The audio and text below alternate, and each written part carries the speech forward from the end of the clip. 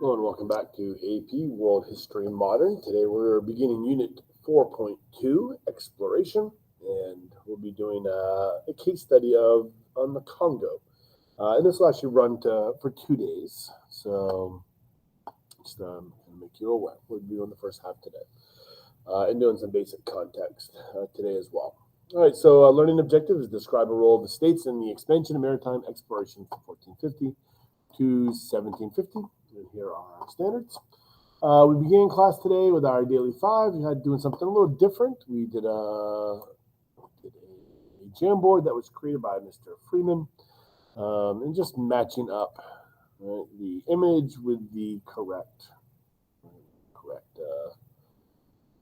explanation, for example, like that. So that's how we started class today. I was doing a kind of a quick little Jamboard activity, and then we got to our activity, which was looking at the Atlantic slave trade. All right. So today is our first of the few days that we're going to be looking at the Atlantic slave trade. I know some of you have already done your homework, your Strayer reading from this, and so kind of this enabled us to break this document, this slide down a little bit and explain. All right. So just want to go over a couple of things on here. All right, just kind of running through what is said is first, African slave trade begins with Portugal. So let's clarify that and let's kind of break this down. So our topic today is the Atlantic slave trade. So is that statement true? Well, it's not untrue. But it's also pretty broad. So the Atlantic slave trade, would be a more accurate way of saying that. The Atlantic slave trade begins with Portugal. All right, so let's break this down into kind of just differentiate a little bit, just to explain what it is that I'm talking about. All right, so one is what are the continuities that we're going to be seeing here? All right, what are the continuities? And what are the changes? We're talking about this. All right, so first off, did the Portuguese create slavery? Right, and the answer is no. Right, so slavery would be an example of a continuity. Right, slavery is an example of a continuity. It already existed. Right, so previously existed in Africa. Right, so this is not an institution that the Portuguese bring with them. It exists in Asia, the Americas, and Europe. All right, so this is not a creation of the Portuguese. All right. Another example of a continuity is the slave trade, and by that I'm referring to the exportation of enslaved Africans of the continent. And so that would be a continuity as well. Right? That would be a continuity as well. Right, we know going back to at least the 1200s. Right, there's this trans-Saharan slave trade. Right, the trans-Saharan slave trade. And into Dar al-Islam, the vast majority.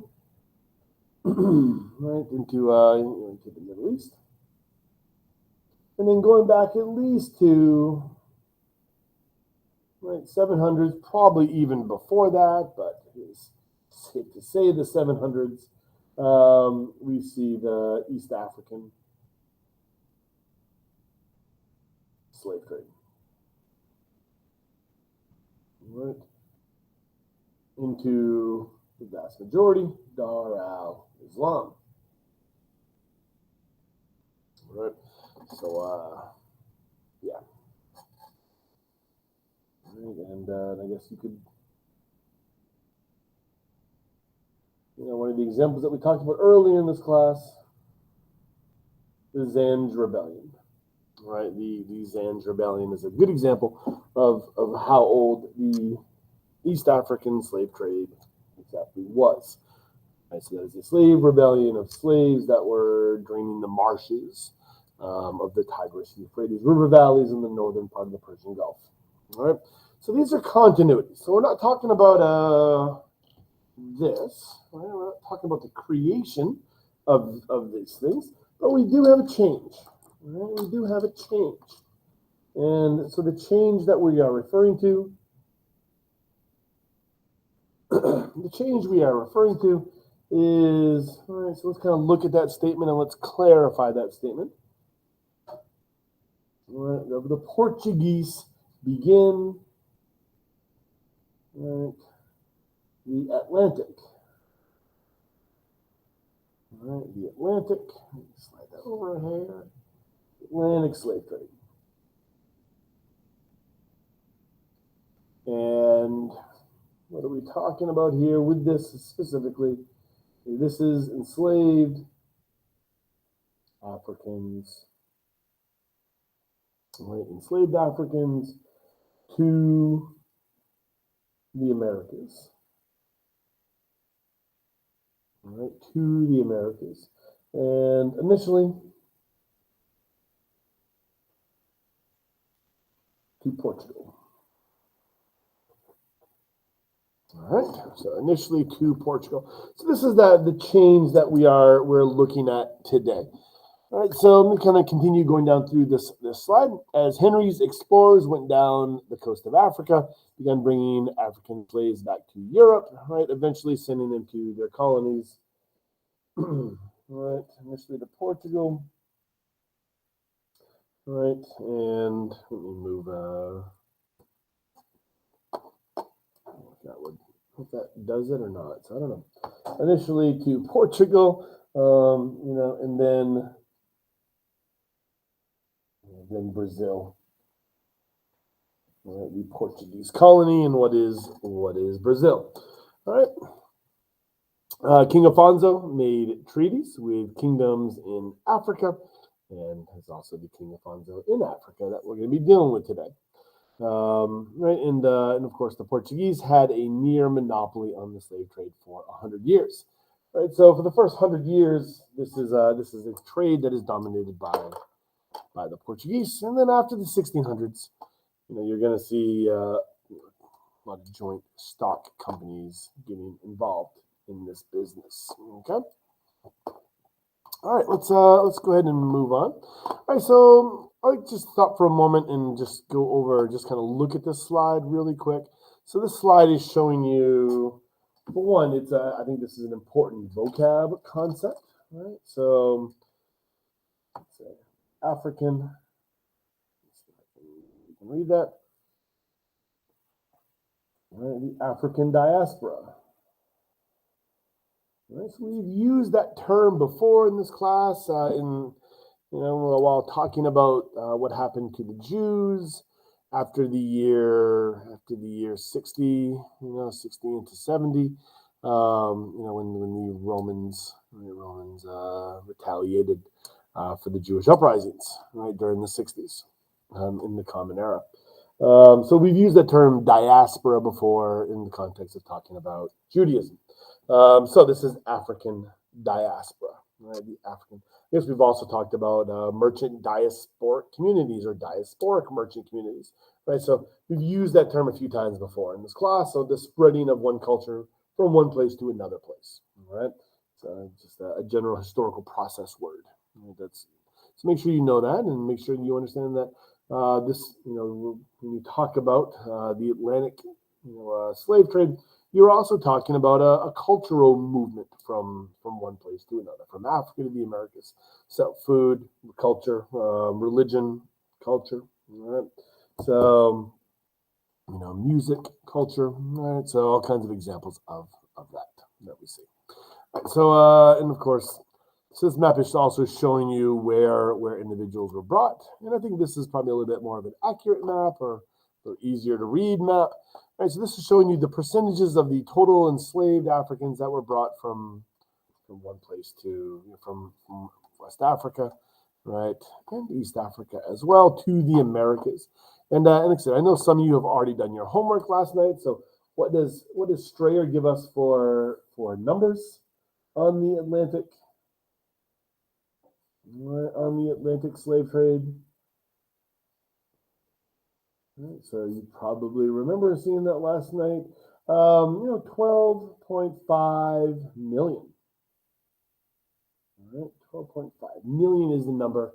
I have seen estimates as high as 16 million. Right, and just keep in mind with this number, roughly speaking, if you're talking about the Indian Ocean slave trade,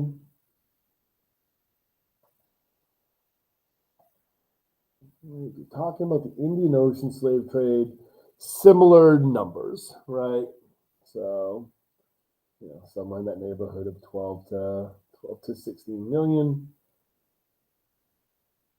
So similar number, just over a much larger period of time, right? So you're really talking here 1500s or 1500 through, just say 1880s, generally considered to be the stopping point. Whereas this one goes from about 700 through,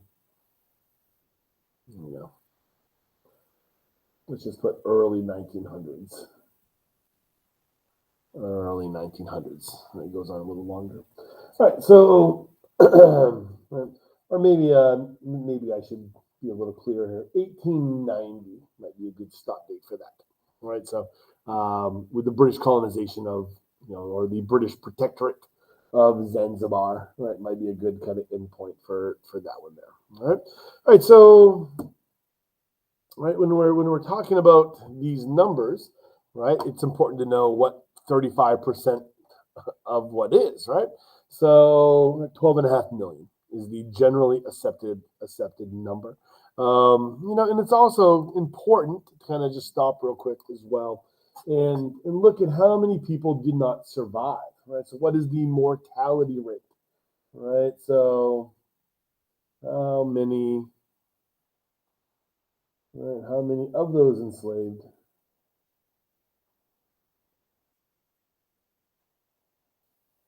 did not survive? Right, and generally speaking, well, you often hear the more than 10% figure, right? The more than 10% figure thrown out. Although Strayer uses 14.4% died. All right, died on the Middle Passage. Of course, the Middle Passage is what that leg of that triangle tray is sometimes referred to as the Africa to the Americas route. All right, so it's a very large number. All right, so just to use this kind of more conservative number here, like what is 10% of 12.5 million? You're talking about 1.25 million people died, and obviously we believe the number is more than that. All right, and then the next thing we generally do in class, so we just kind of take a moment and ask, how reliable are these numbers? Right? What do we know about these numbers? How reliable are these numbers? And so before we kind of get into that, let's just look at where these destinations are. So, so this is Brazil, right? So this will be the single largest colony, single receiving colony, right, is the colony of Brazil. And this is a Portuguese colony. We also take a moment to just kind of look in the Caribbean, right? Where were the kind of primary receivers in the Caribbean? So we talked about Cuba and who colonized Cuba. This is Haiti. This is Spanish, right? In class, I'll ask, right, who controls the island of Hispaniola? It's broken into two halves after the year 1600. So who controls the eastern half and who controls the western half? And students generally are pretty quick to identify the western half being what is now known today as Haiti, historically Saint-Domingue, and the eastern half being the Dominican Republic, which is Spanish. So we talked for a moment about the importation of enslaved Africans into Haiti. And this is a location that we will talk about later in this class as well. Spend a day or two just on Haiti. It is an example of not just a slave resistance and slave rebellion. There are many examples of that, but it is also a successful example of a slave rebellion that created an independent nation. Right. So in 1804, we see the Saint Domingue becoming Haiti.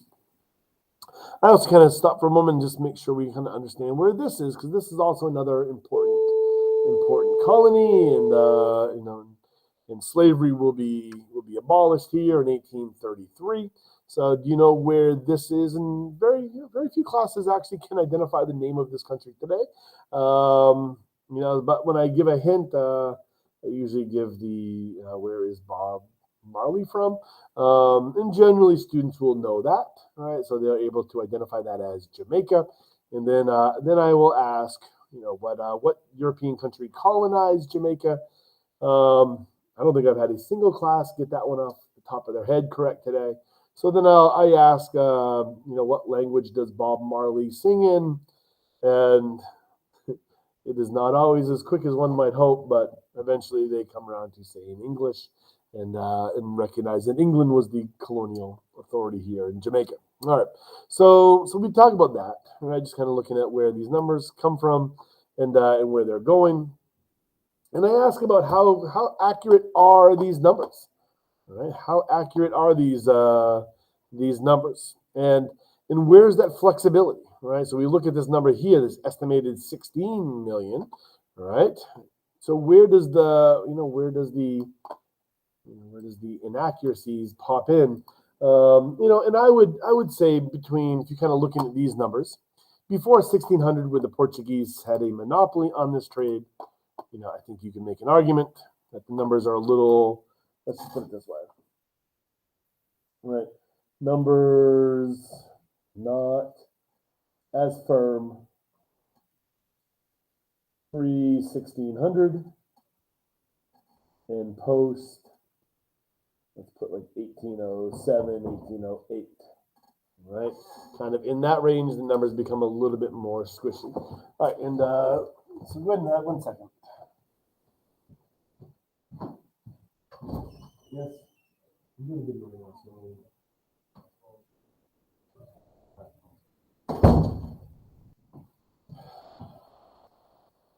All right. So 1807, 1808, after that point. So the reason for this is just a couple of reasons. One is post 1600, we have joint stock companies. We have joint stock companies that are, move that up. There you go. We have joint stock companies that are taking over this trade, and joint stock companies are pretty good at maintaining accurate records. When you are responsible to your shareholders of demonstrating a profit, you need to open your books, to those shareholders.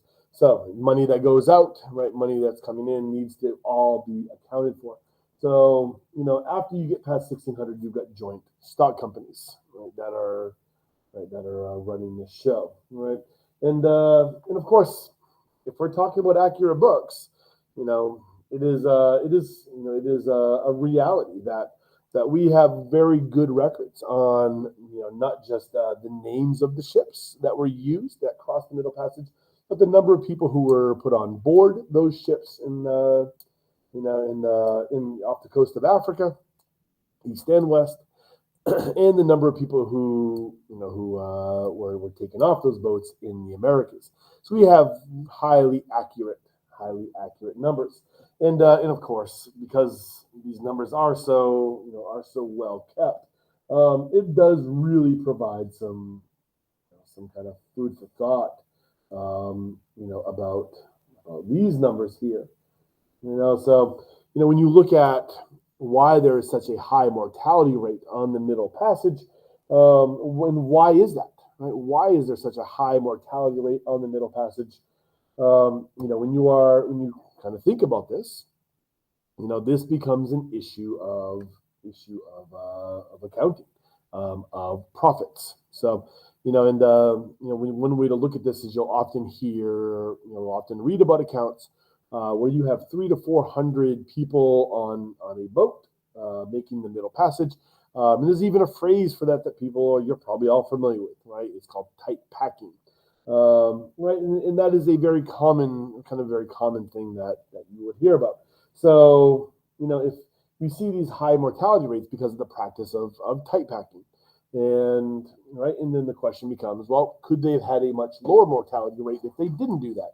If that boat that you could put 300 to 400 souls on, if you only had 100 souls on that boat, then could you have a 99% survival rate?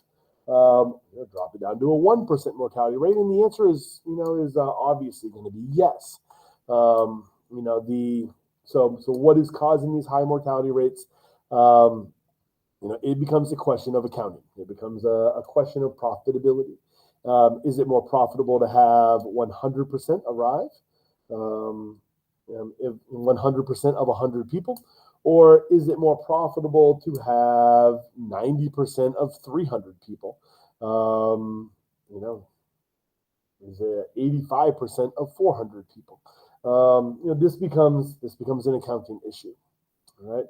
So these are, when you look at this aspect, right, of the Atlantic slave trade, these are kind of the realities, and these numbers are highly accurate because these numbers are being accounted for by these joint stock companies. These calculations are being made by these joint stock companies, right? But so post 1600, pretty accurate, all right? However,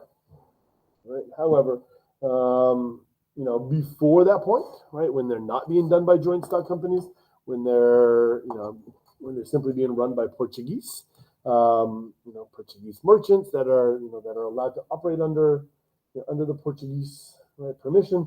That's a different story.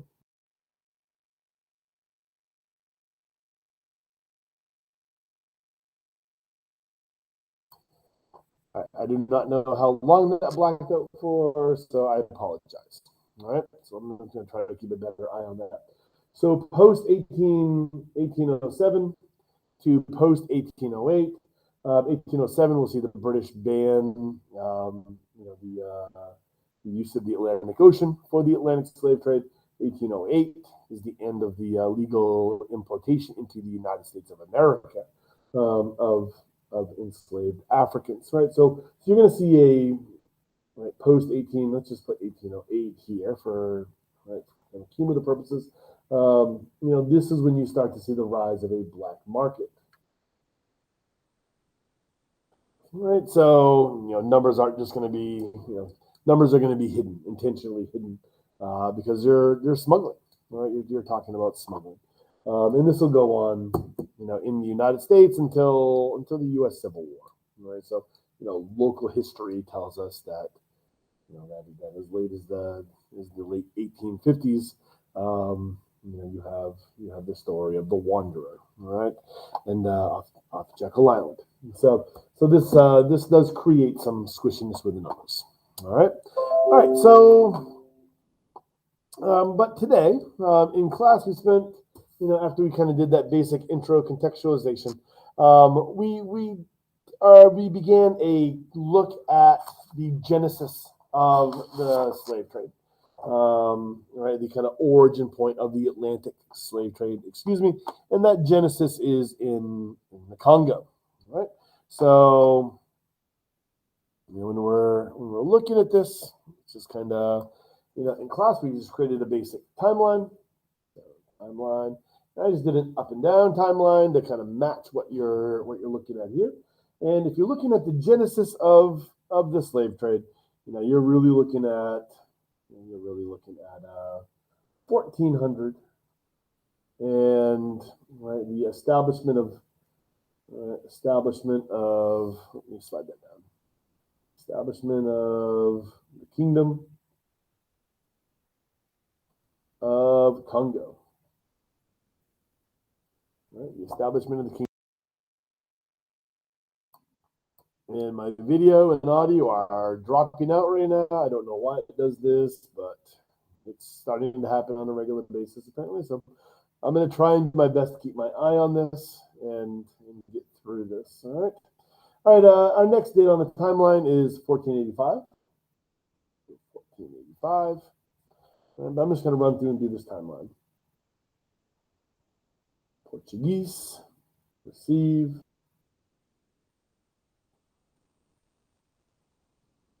All right, received in Congo. All right, and then shortly after that, we're talking 1491. All right, 1491. King Zinga. Latinized baptismal name.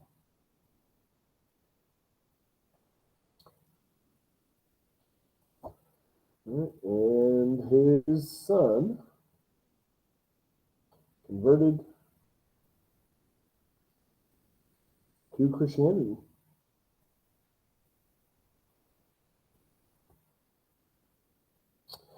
All right, and then we have this kind of long period that we're going to spend most of our time talking about in class today.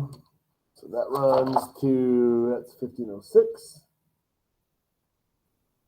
All right, 1506 through 1543. All right, and this is the reign of Afonso the First. All right, that's 1506. That's 1543. All right, so the reign of Afonso. Right, this reign of Afonso is, I want to look at the genesis of the slave trade. That is the genesis, right, of when things begin.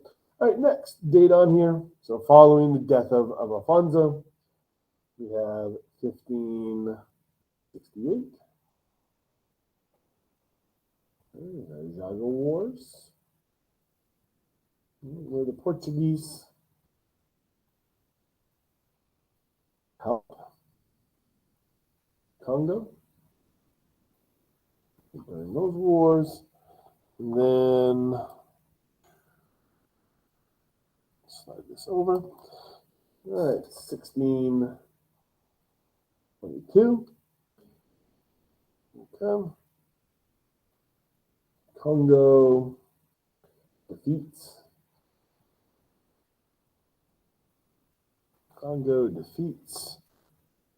attempted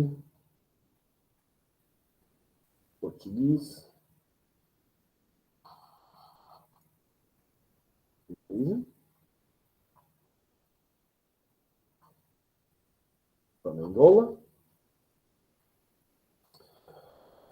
All right. 1665, we have the Battle of Angola. Right, and the Portuguese defeat the Congo and turn it into a trade post, and then you will see direct rule in direct colonial rule in 1857.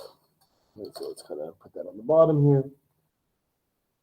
All right, so kind of a jump in time here. And then 1857, Congo effectively for a short time becomes Portuguese colony. Okay. All right. So kind of pull this off really quick. All right, and it will remain so. Right? It will remain as a colony for a very short time, though. right? Because when you kind of look at here, up in the northern part of this region is the Congo River, in the Congo River Valley. This entire region, by the time you get into the mid 1880s, is going to be taken over by a private company, run by the Belgian king, King Leopold. So, this is this is the genesis point of the Atlantic slave trade, and it's also going to be the epicenter of kind of one of the worst examples of genocide in the 1800s, right, perpetrated by the Belgians. So we will talk about the Congo again. Yes, we will talk about the Congo again. When later on when we talk about the colonization unit. All right, so we're gonna go over some documents and really do some sourcing today. It's kind of the primary thing that we did in class, and we just added things to our timeline. All right. So, what kind of relationship did the kings of Congo and Portugal have? So, the meeting between the Portuguese explorers and the King of Congo in 1885 was one of the first official contacts between European and Africans south of the Sahara. The relationship between the two kings provided a fascinating glimpse of attitudes before the age of colonialism. So here's a passage, right? Most powerful and excellent king in Congo, King Manuel of Portugal wrote from Lisbon in 1512. King Afonso of Congo began his letter with the words, "Most high and powerful prince and king, my brother." So in class, I asked, how would you describe or categorize this exchange between the King of Portugal and the King of Congo? And generally, students will say things like it is mutually respectful. There seems to be no ill intent. It's an interaction between equals, right? And that might be a good way to put that. All right. Our next little passage here. In 1506, the King of Congo, Afonso, sent 500 manillas of copper to King Manuel of Portugal, the first in a series of gifts intended to cement the alliance between the two kings. And if you want to know what a copper manila looks like, that is what it looks like. All right. So in class, we just took this and just kind of wrote this fact down. All right. So this is in 1506. Right, so the beginning of Afonso's reign. Right, we have, and I'm just gonna do this to varying. All right, so 1506. Right, we have King Afonso sent 500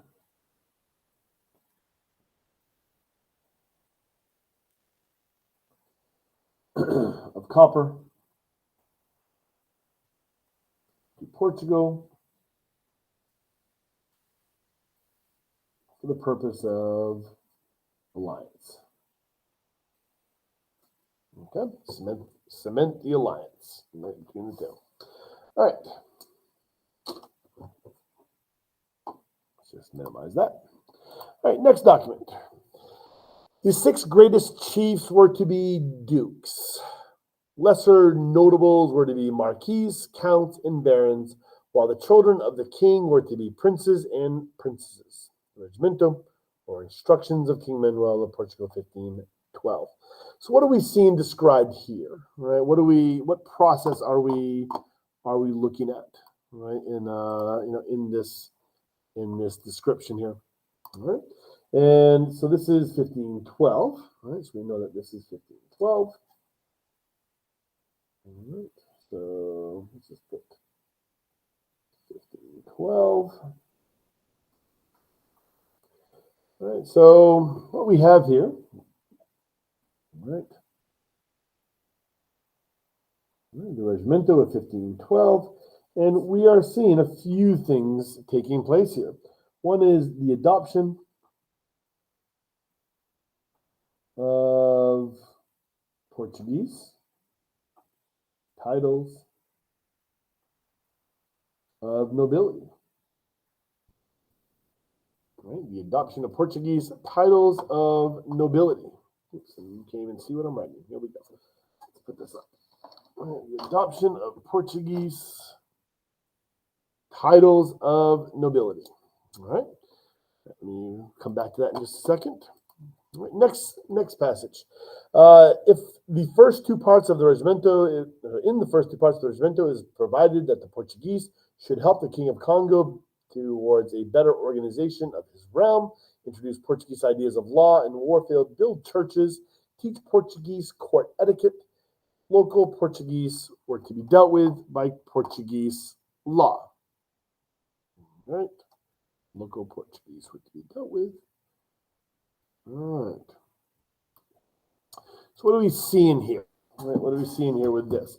What else is being adopted? All right, what else is being adopted in the case of the Congo in this regimento? You could say a lot of things. One is you're starting to see Portuguese cultural,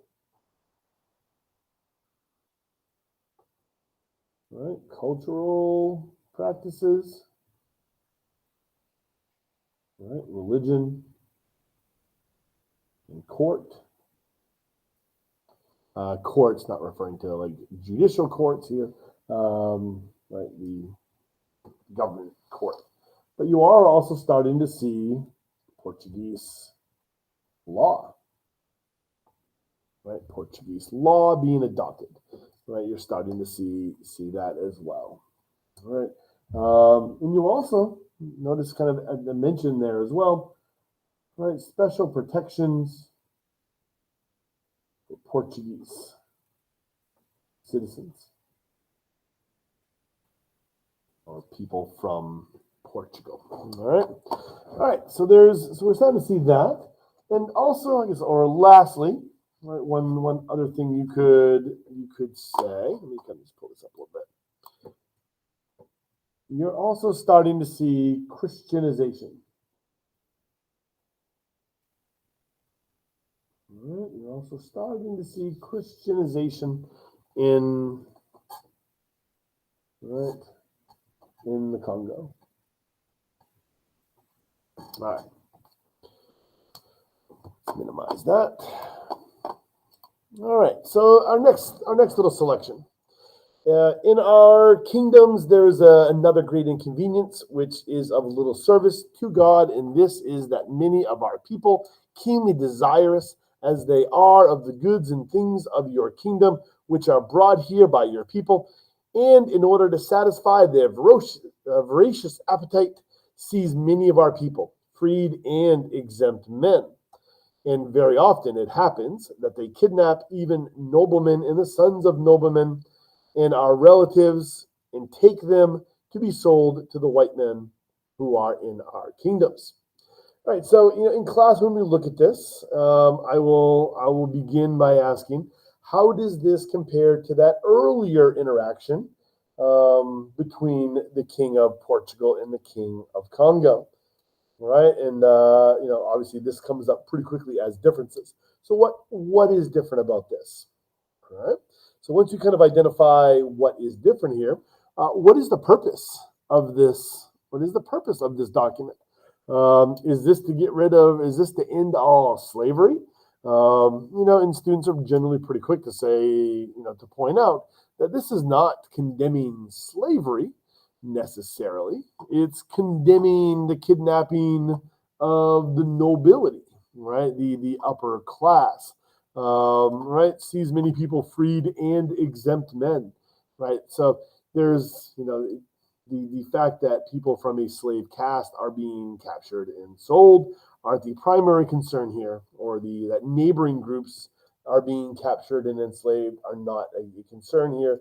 The problem is freedmen within the Congo, and especially noblemen, right? So what we're seeing here in 1526. Right, what we're seeing here in 1526, let me go ahead and change colors.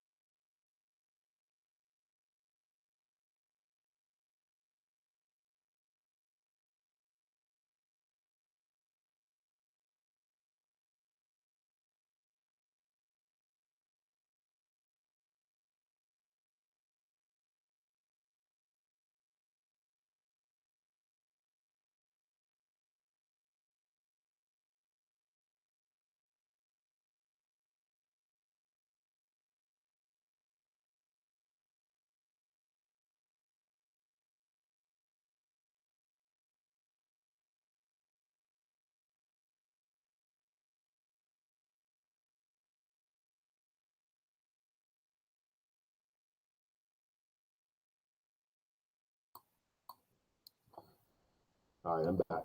So control of the slave trade is becoming an issue. So you are starting to see here, you're starting to see a loss of control over, of this.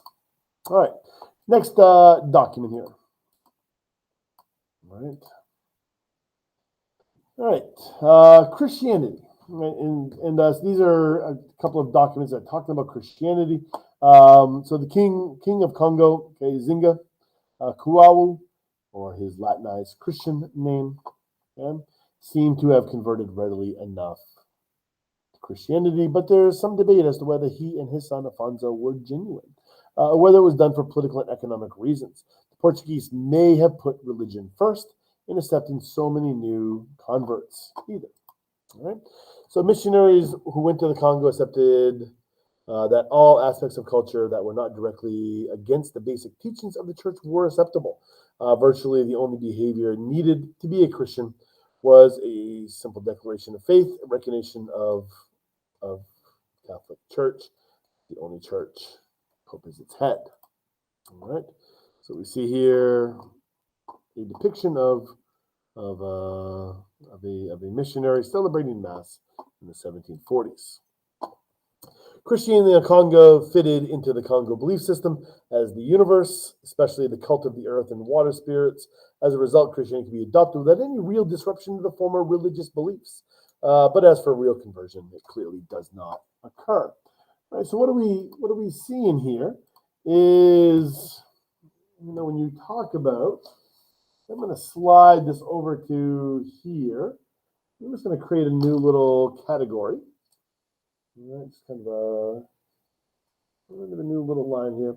So talking about the Congo, right? So we're going to do some governance facts, right? So, oops, can't see what I'm writing. Right, we're going to talk about some governance facts, but let's also do some cultural facts. All right. So when we talk about Christianity,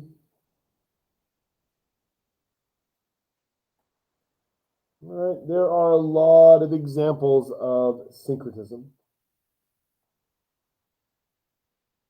Right, syncretism is the primary story when it comes to conversion of the general population in West Africa. So if you're talking about Christianization, right, as we just wrote over here, if you're talking about Christianization, it is limited. Okay, it is limited. Sorry, it is limited. Right, it is limited by the reality that syncretism was highly encouraged. Similar to what we had looked at when we talked about sub-Saharan West Africa, in the case of Islam and Islamization during Mali and the Songhai eras. Right? It's not until the post-1600s, 1700s, that you see kind of true Islamization come to sub-Saharan West Africa. Right? And right, so kind of you're seeing a similar syncretism here. All right, King Afonso, right, of the Congo, read religious books far into the night, often falling asleep over them, and astounded the priests with his knowledge. All right, so the same doesn't necessarily be true, or isn't necessarily true for the king. In the Congo, the ruling group was fully behind the religion and found that recognizing the supremacy of Rome in a religious matter gave them some diplomatic leverage in Europe. As a result, the Congo was able to get the Pope to condemn the Portuguese invasion of the southern Congo in 1622. All right. So let me kind of slide over that again. All right. So 1622. We already have that date on our calendar. All right. So Congo able to get Pope to denounce this.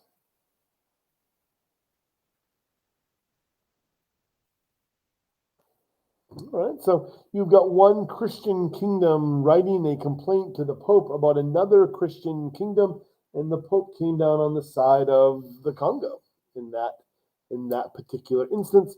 So able to use Christianity to their advantage, right, in some cases. All right, Zhao's son, by his principal wife, who had been baptized, Alfonso had a supreme interest in supporting the new Christian cult. He could not, in theory, succeed to the kingship, though. The Christian priests, however, regarded Alfonso as the only legitimate heir. When Zhao died in 1506, Alfonso seized the throne. All right. So we're seeing increased influence of the missionaries. You know, that is a large assertion right there. So let's look at this a little bit further as far as its governance. One of the accusations against the Portuguese is that they interfered in the politics of the Congo and upset the balance between the noble families on which the elections of the king depended. Alfonso could not be king legally, but the Portuguese backed him. Right? The kingdom was the most organized state that the Portuguese had found in Africa. The king ruled from a palace, accompanied by an elaborate ceremony through a network of officials and nobles who administered the provinces of the state to collect tribute in copper, iron, and slaves. All right, so let's look at what we have here. All right, so as far as governance, what do we know about the Congo? We know that they were centralized. All right, we know that they were centralized. We know that they have a tribute state. All right, so far sounding kind of similar to, if you want to make a similarity comparison, similar to what we see with the Mahika. All right. We also know we have a monarch. Right? We know we have a monarchy, and we also know that the king was elected by the nobility. Okay, so this is, what does this tell us? Not hereditary monarchy. All right, so we have a form of democracy in this case here, and we also know that based on what we just read,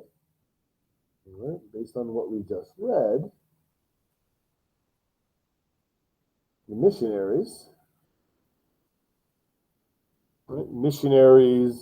in 1506 are accused of interfering in that election.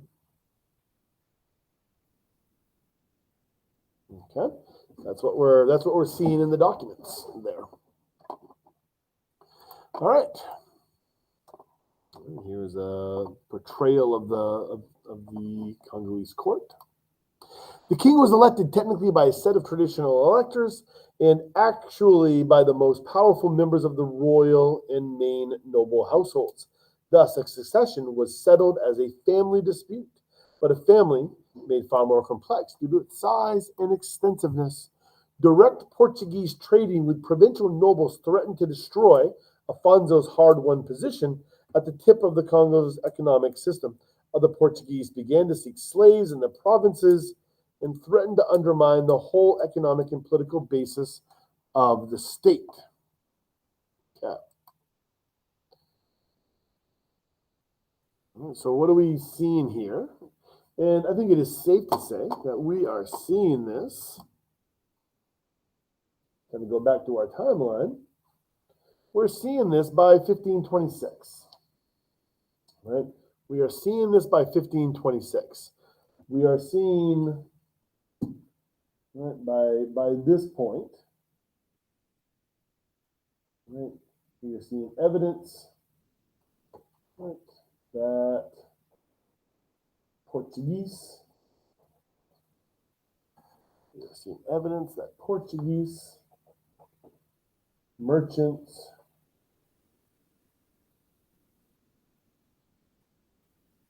are violating their own treaties. All right.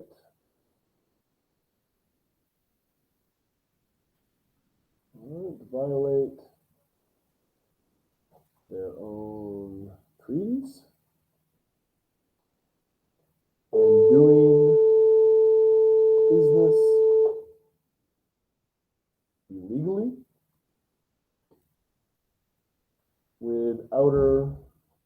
consequences. Right? If we know that, let me kind of slide this back over. If we know that the government of Congo is centralized, okay, what impact is subverting the capital going to do to the government itself, right? So we can look at that 1526 response as a response to Portuguese traders, not doing what they're supposed to be doing. All right, Afonso used not only the Atlantic trade system to strengthen his political position, he also used Christianity as a royal cult under his direct control. The king used the Portuguese in an internal power struggle, receiving them with open arms. All right, so that claim that Afonso only comes to power because of his adoption or the support of the Christian missionaries. Right. The Portuguese settled in, say, South Salvador, reinforcing the royal power materially and spiritually. They altered the delicate balance in favor of royalty. They supplied the advantage of the technology and the manufactured goods, and they introduced incentives to trade. Right. They were carriers of a new religion, which was warmly welcomed because it seemed extremely powerful. All right. All right, and that is all for today, right? And we're just kind of leaving off here, and we will pick back up tomorrow with this exact same timeline. So I'm going to zoom out, just kind of show you where we are. All right, so we've got a basic timeline, and I guess that's as far back as my thing goes, right? Yeah. All right, so we've got a basic timeline. And we've been focusing primarily on what was going on during the reign of Afonso, and we'll continue with this discussion on the next video. All right, so European states were directly involved in the expansion of maritime trade. Today we've been case studying Portugal. The construction of a global trading post empire in Africa and Asia, initiated by the Portuguese, would be emulated later by the British, the French, the Dutch, and their respective joint stock companies, right? Initially looking for North Atlantic crossings towards Asia, and then eventually finding alternative routes to Asia and colonization. All right, that is all for today. Sapriati.